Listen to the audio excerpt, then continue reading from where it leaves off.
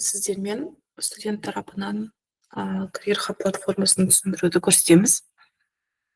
Ең біріншіден студенттерге Career Hub KZ сілтемесін жіберу қажет. Және де студенттер ашқан кезде кіру және де тіркелу батырмасы тұрады. Олар тіркелу батырмасын басады. Рөлі деген жерге студент, аты жөні, телефон нөмірі, почтасы және де құпия сөзді ойлап табады. Ары қарай осылайша тіркеледі. Тіркелгеннен кейін жеке кабинетіне өткен кезде студенттің резюмесі ашылады.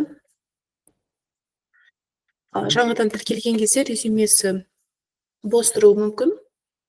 Ішін толтырып қойғандары үшін. Және де толтыру бойынша өзіндік пайыздық үлесі болады.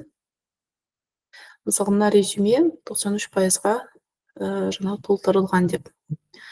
Ары қарай дуалды оқытуды өту үшін, мына сол жақта дуалды оқытуға өтеді. Осы жерде барлық дуалды оқытулар тұрады. Егер де дуалды оқытулар жоқ болса, оқу орнына дуалды оқытудың сілтемесін жібере алады. Сілтемесі арқылы кірейін. Мінекей ашылды. Ашқан кезде дуалды оқыту бойынша барлық мәліметтерін көремін. Және де ұсыныстар деген жерге компаниялар тізімі шығады. Тізімі шыққаннан кейін өтінім қалдыру батырмасын басады. Өтінім қалдырғаннан кейін осы компаниямен 3 жақты договор жүргізіледі. Договорды жүктеп алып көрсе болады. Және де оған қол қою үшін мына астындағы қол қою батырмасын басады.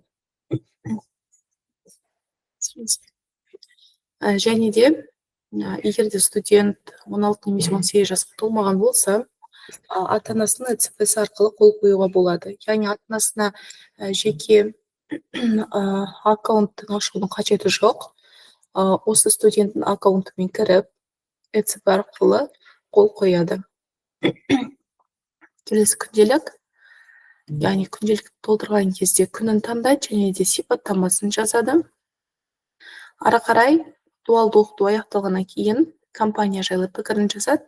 Сонымен қатар студентке жазған барлық пікір мен бағаларын осы баға деген бағаннан көре алады.